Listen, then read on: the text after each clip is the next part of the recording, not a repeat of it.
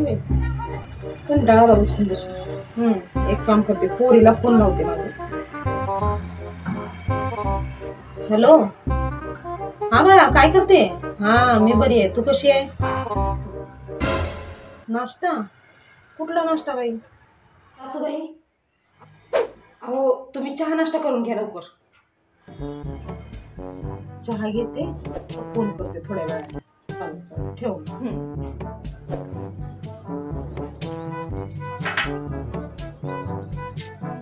ते मांडणीवरचे सगळे भांडे घासा. हो ठीक आहे सासूबाई, मी घासते सगळे भांडे.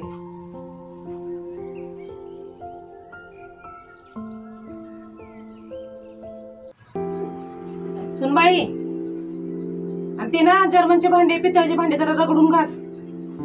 हो सासूबाई, घासते. हातात जेवण असल्यासारखी कामं करते. अगं मंगल, काय करते? बरी आहेस ना? मी पण बरी आहे. हा, व्यवस्थित ठेवत होतो आपण. किती लवकर उठत होतो. मी आजकालच्या पोरी थोडीच लवकर उठून सगळं घरातली साफसफाई करतात.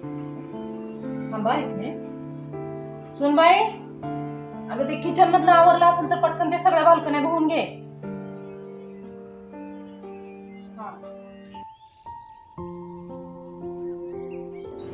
आमची तर लय आळशी सून आहे. सुनबाई, तिला आधी पुसताना जरा व्यवस्थित पुसून घे. प्रत्येक कानाकोपऱ्यामध्ये हात फिरव. हा बोल.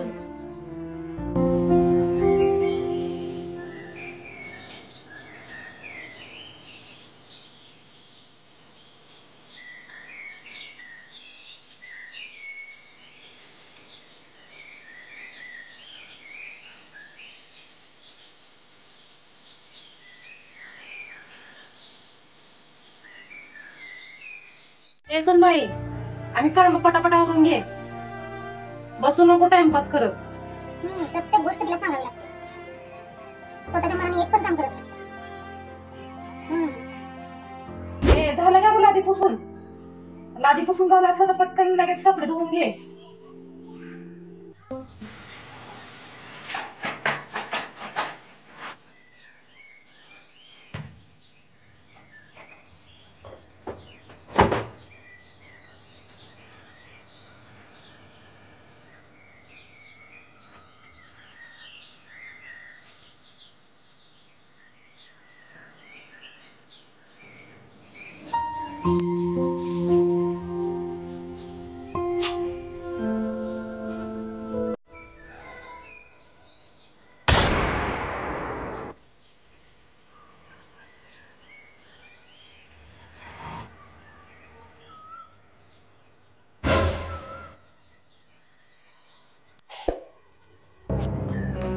ते अगं कपडे धुवून झाले असतील तर पटकन दुपारचा स्वयंपाक करायला घे. पुन्हा उशीर होतो स्वयंपाक करायला. हा बोल ना.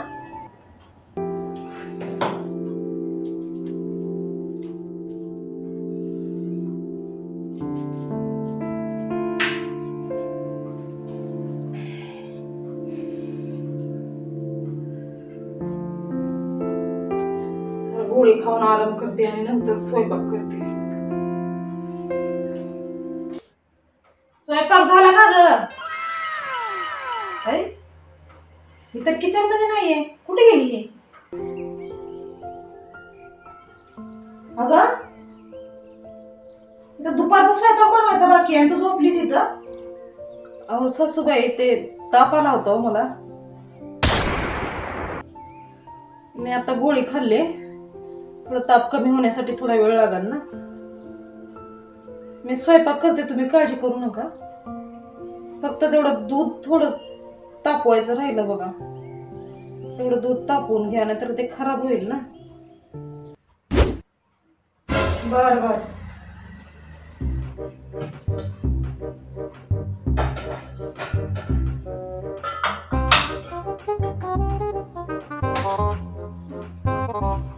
घरात सून असताना सुद्धा मलाच कामं करावी लागतात. काय फायदा आहे घरात सून असून तर. फोन तर लावते मैत्रिणीला. हॅलो, अगं मंगल, मी बोलते. अगं काय करू? अगं रोज तुला फोन करावा म्हणते पण वेळच नाही भेटत ना मला. हा, दिवसभर हे घरातली कामं सुरकत नाही तर कुठं फोन करणार तुला? सून आहे बाई, सून आहे घरामध्ये, पण काय माहितीये का, ती सारखी आजारी असते, सारखी उठसूट म्हणते की मला ताप आलाय, माझं पोट दुखतंय, माझं हे असं सारखं काहीतरी बहाणे करून आराम करत असते. त्यामुळे सगळं काम मलाच करावं लागतं. तुला सांगू का, सकाळपासून ते दिवसभर सगळे काम मीच करत असते. बरं चल ठेवते फोन. सुनबाई आजारी आहे आमची. हा, ती प्रत्येक 2 दिवसाला आजारी पडते. आजारी आहे म्हणून सांगायचं आणि आराम करायचा पलंगावर. आणि इथं किचनमध्ये काम करणार मी. मग काय तर? चालेल.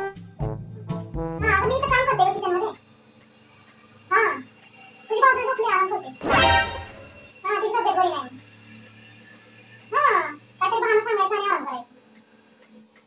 अहो, कुठं अजून जेवण? अहो, इथं स्वयंपाक करते मी किचनमध्ये. सुनबाई झोपल्यात. हा, आराम करते, तिची तब्येत खराब आहे.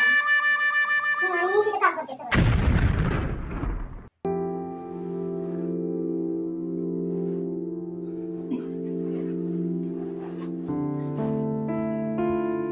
सासूबाई, तुम्ही या बाहेर, मी करेन स्वयंपाक. तो ताप कमी झाला? नाही, ताप तर अजून कमी नाही झाला, पण मी करेन. आणि सासूबाई, मी तर तुम्हाला फक्त दूध गरम करायला सांगितलं होतं, पण तुम्ही आहे ते सगळ्या नातेवाईकांना फोन करून सांगताय की माझी सून आराम करते आणि मी काम करते, आणि घरातली कामं तर रोजची मीच करते. तुम्ही असं खोटं का सांगताय सगळ्यांना? अगं वेडी, अगं तुला त्यात वाईट वाटायची काहीच गरज नाही. ते काय माहितीये का, आम्ही सगळ्या लोकांना काय दाखवत होते की आमचं सासू सुनांचं कसं एकमेकींवर प्रेम आहे, आम्ही कसं एकजुटीनं राहतो घरामध्ये. माझी सून आजारी असली तर सगळं घरातलं काम मीच करते. त्यामुळं काय होईल, आपलं जे उदाहरण आहे ना ते लोक सगळ्यांना देतील, काय आदर्श सासू सुना आहेत, त्यांचं एकमेकींवर किती प्रेम आहे, असं सगळे लोक नवसतील, सगळे आपल्या घराभरातले लोक आपल्याला नवसतील, माहितीये का. त्यासाठी मी हे फोन करून सांगत होते सगळ्यांना. येडी, त्यात वाईट वाटायची काय गरज आहे तुला? ठीक आहे बघ.